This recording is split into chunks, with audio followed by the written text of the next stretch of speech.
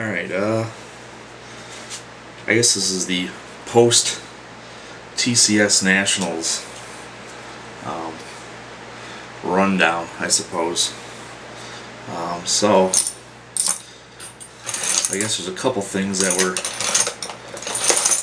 fairly important to look at. First off, one of the big thing was, you can see I got this is a bunch of lead here, and also a bunch of lead over here. You can see there's quite a bit of it, and then also underneath on the bottom here, I had this is about 4 ounces total, 2 on a side. So then that made a huge amount of difference as far as the way the car worked. It was definitely much better. Tire wear was better. I actually had to dial steering in the car, and the problem, part of the, I felt like maybe I left a little bit out there because I did have to dial in so much steering. I really would have rather changed the car, but it was in between the AAA mains. There wasn't any time to make sure everything was going to work the way I thought it was going to work, and I was not wanting to go out there with a car that was going to do donuts or something like that. So I pretty much left it alone and just put a bunch of dual rate in there and see what the car could do. But honestly, I would have probably changed the front spring, most likely #1, and possibly even went to a spring stiffer on the center shock. Maybe even tried to play with the height a little bit to get it to steer a little more.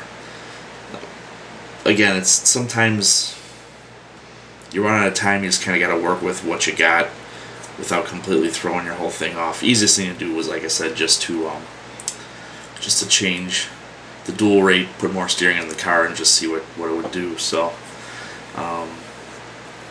that was pretty key. As far as what else on the car itself,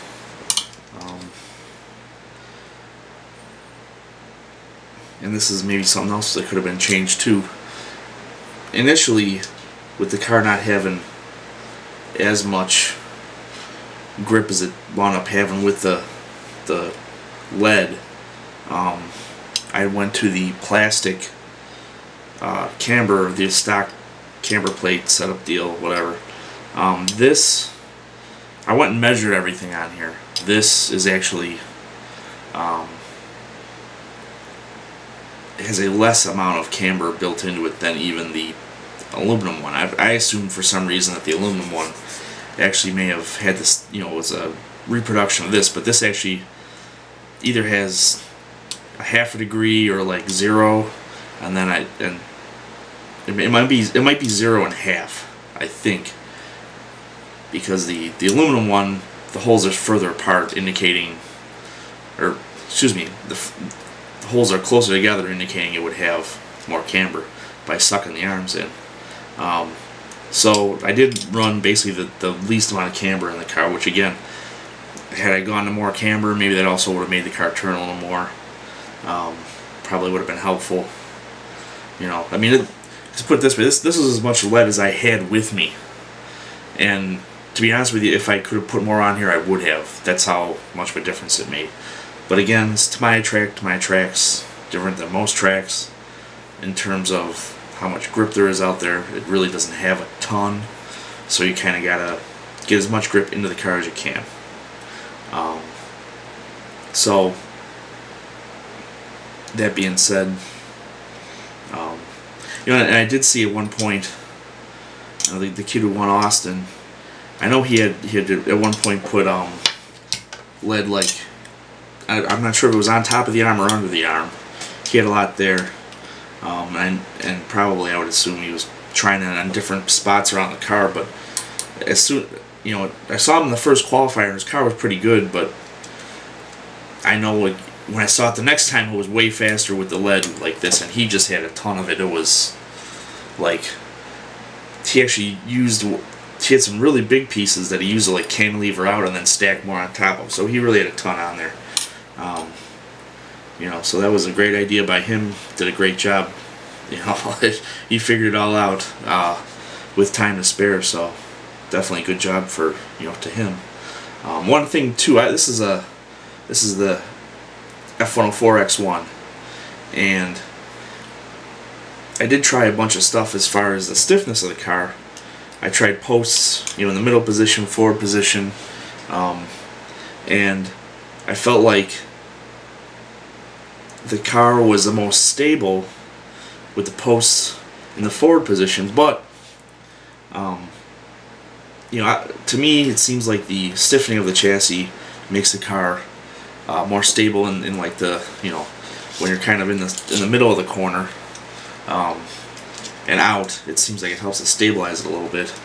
So what I wound up doing was actually putting the graphite chassis on there, which the graphite chassis helped to I think stabilize the car a little bit. It was like in between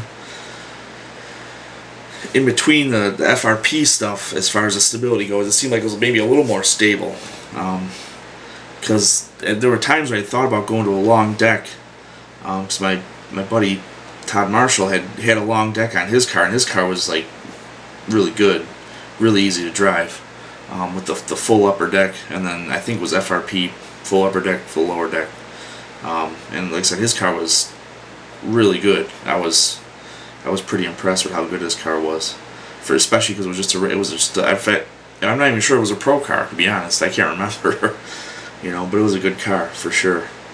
Trying to think what else. I wound up putting, this is the shorter black ball stud, the aluminum ball stud. They let me go on that, you know, because they told all the stuff I usually do with the front end, lowering everything down and spacers and everything. They said no, you can't do that. You know, spacers here, you have to, everything has to be air quotes kit. So this is, I think they let me go with this because this was like it's a part you can buy that's a standard Tamiya part, so I think that's why that was cool. I'm not sure, but whatever, it was cool by them. Trying to think of anything else that's really important. You know, I ran black springs with the offset 3.5mm offset arm on the front, you know, which makes the car easier to drive generally.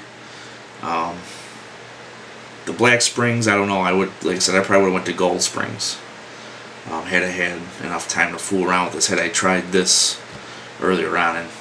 And to be honest with you, this actually, I think this is probably one of the better ideas, because if you look at F103, you know, the batteries cross the chassis like this, it gets the weight bias forward, back, and the other thing too is it kind of, you know, the car's going to want to roll around a little bit more because the weight's kind of like an outrigger. And I think that was helping to get more weight onto the tires, because I don't know, it's kind of hard to see. I don't know how well it's going to show here. The tires they look pretty good. There's not like a ton of you know, they're not really ripped up. The feathering looks nice on there. They're not like really grained badly. The tires I was using were coming off with one run. They were grained pretty badly, in fact. I don't have a set right in front of me, but they look bad compared to this, you know. The fronts I was able to run multiple times. The fronts that seemed to kind of balance the car the way I wanted it. Now, that being said, I was heating the tires up and using buggy grip with Jack the Gripper, or actually SXT 3.0, which is extremely similar. It's like a copy. And the thing you gotta watch out for, you know, you kind of have to basically check your tires, see how they feel. Because what happened was, which didn't help my efforts, qualifiers 2 2 and 3, my car just got very loose. It got really, you know, just way too much steering. It was really on the nose, and I couldn't figure out what the problem was. At first I thought maybe I had a bad set of rears. That's how it felt. Something was bad was going on with the rear end. But actually what it was the foam insert inside the tire, because of the heating and the chemicals applied to the tire, had actually begun to break down and was getting really soft. So for round 4 I want to correct in that. I put this set of tires was actually, I think I'd scuffed them in. I put like a couple runs on them and scuffed them in, and then I ran them for the rest of for the final qualifier and for the mains, and that was fine. And in fact, I probably could have even run, you know, to be honest with you, I may have even been able to go back to those other tires that were starting to break down once the car, you know, once I added the lead. Because I did not add the lead until, I think I don't know if it was the final qualifier or for the first main, but that was, I think it was the first main, and that was a huge difference. So again, you know, this is huge. But you know, obviously tires are of unparalleled importance. So you know, always, you know, tires are like your #1 thing. But this is a really close second, and it makes it actually, what this did was make the tires work properly. So it went hand in hand. And I also, just to let you know, I ran the soft T-bar, not the one with the cutout. And again, that's kind of more towards the stability end of things. Trying to make the car more stable, because obviously that track, you know, the car needs to be more stable, and on you know, and also in conjunction with that, that this soft T-bar, it takes away a little bit of the rotation in the middle of the corner. And again, that's another thing that maybe, you know, had I had this lead thing sorted out ahead of time, that would have been something I could have used to my advantage, because again, you know, the car was way more hooked up. And to be honest, if I had it all to do again tomorrow, I probably would put, like, you know, I had 4 ounces on here. I would have put 6 or 7 at least, you know, just to see how much lead I could get on the car. Because it sure did seem like it made a big difference, you know. And also the biggest thing is the placement. I don't know if you're just putting the lead anywhere on the car is going to work.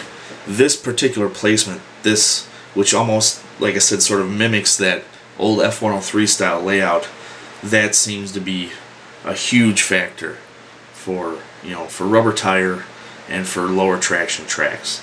You know, because I mean, to be honest with you, I've raced, you know, the rubber tires on tracks with, you know, that have been treated a lot, and when there's a high amount of traction, the less weight the better.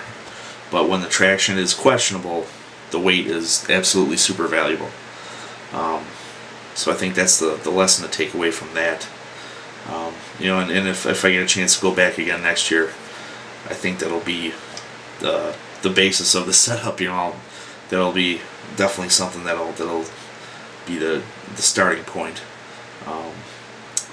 So that's pretty much the rundown on what I wound up having to change. You know, like, oh, and also just to let you guys know, this is the Kimbrough medium servo saver, which the holes are very similar to the Tamiya, but there's just a little bit of difference. They're a little bit further out, I believe, further away from each other, the separation here to here, and that does something to the Ackerman. It seems like it helps the car steer a little better, in terms of just giving you that little bit more steering without loosening the car up. So maybe it lets the car roll through the corner a little differently. I don't know, but it sounds crazy, but it does make a difference versus the actual Tamiya servo saver.